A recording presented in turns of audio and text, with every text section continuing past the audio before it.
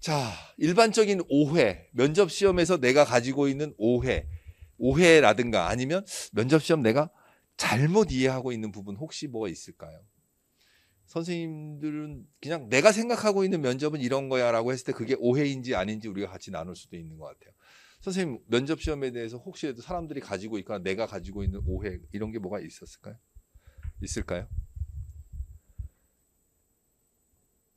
음?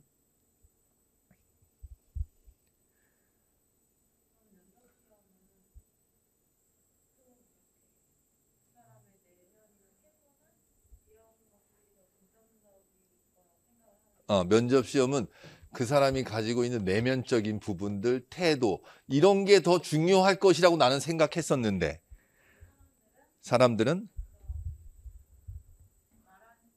어, 어, 말하는 기술이라든가 말을 유창하게 하는 거 이런 것에 더 이 사람들은 가지고 있는 것 같다. 지금 이런 생각을 하셨어요. 네.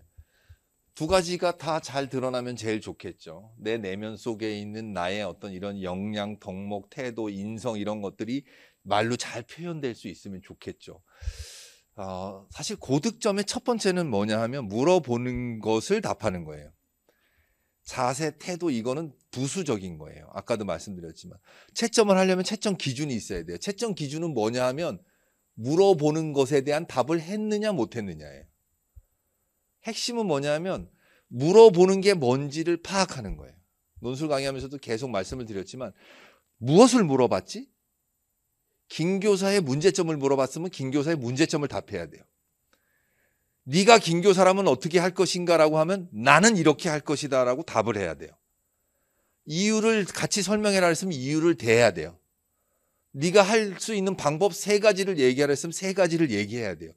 그러니까 면접에서 핵심은 이런 것들도 중요하지만 이런 것들은 내가 무엇을 말해야 되는가를 먼저 파악하고 무엇을 말해야 되는지를 어떻게 표현하느냐는 그 다음의 문제인 거예요. 결국은 이것저것을 다 걷어내고 나면 남는 게 있을 거 아니야. 다 걷어내고 나서 남는 핵심은 뭐다? 물어보는 거. 물어보는 게 뭔지를 알아야 되는 거야. 물어보는 게 뭔지. 유아 교사에게 다른 일반적인 초등학교, 중학교, 고등학교 교사가 아닌 유아 교사에게 더 특별히 요구되는 덕목이 있을까요? 라고 물어봤어요. 그럼 난 뭘 얘기해야 돼요? 유아 교사에게 요구되는 덕목을 얘기해야 될 거 아니에요.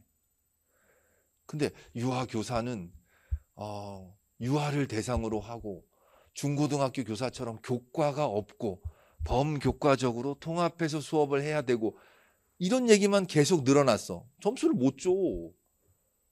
그래서 뭐가 필요하냐고. 그래서 유아를 대상으로 하니까 유아의 수준에 맞게 유아를 배려하고 유아를 이해하고 유아의 이야기를 듣고 하는 관찰력, 뭐 예를 들어서 경청하는 태도, 배려하는 배려심 이걸 먼저 얘기를 해줘야 된단 말이에요. 핵심을. 그거를 말을 잘해서 한다고 해서 세 가지를 얘기했는데 너는 말을 잘했으니까 30점을 줄게. 너는 말을 잘 못했으니까 20점을 줄게. 이렇게는 안 난다. 세 가지를 얘기했어? 그럼 너는 30점 줄 수밖에 없어. 세 가지를 얘기했으니까. 그런 차원으로 접근해야 된다는 거예요. 25페이지 이후에 보면은 자, 면접은 말을 잘해야 한다. 여기서 말하는 말을 잘해야 한다는 것은 이왕이면 표현을 적절하게 하라는 얘기입니다. 표현을 적절하게 하라는 얘기예요. 표현을 적절하게 하는 가장 좋은 방법은 뭐냐면 아까 얘기했죠. 물어보는 것에 대해서 답을 하라는 얘기예요. 물어보지 않는 거 부수적인 설명을 길게 하다 보면 핵심을 놓칠 수가 있어요. 그래서 말을 잘한다는 것은 물어보는 것을 잘 대답해 주는 게 말을 잘하는 거예요. 자, 정답이 있는 문제라고 오해하는 경우도 있습니다. 정답이 있는 문제도 있어요. 아까 말씀드린 것처럼 어느 시도의 정책에 대해서 물어보면 그 정책을 잘 이해하고 있어야 답할 수 있는 것들이거든요. 근데 그것도 정책의 명칭을 명확히 물어봐서 정확히 답하는 문제라기보다는 그 정책의 효과라든가 그 정책을 현장에서 어떻게 실천할 것이라든가 이런 걸 물어보는 것들이기 때문에 똑같이 얘기할 필요는 없어요. 비슷하게 얘기하면 충분히 되는 거고 질문도 폐쇄형으로 개방형으로 이렇게 문제가 나오면 폐쇄형 질문은 딱 그 안에서만 테두리 안에서만 답을 해야 되는 거죠. 그 다음에 개방형 질문은 내 생각을 자유롭게 얘기할 수는 있는 거죠. 그리고 중요한 건 뭐다?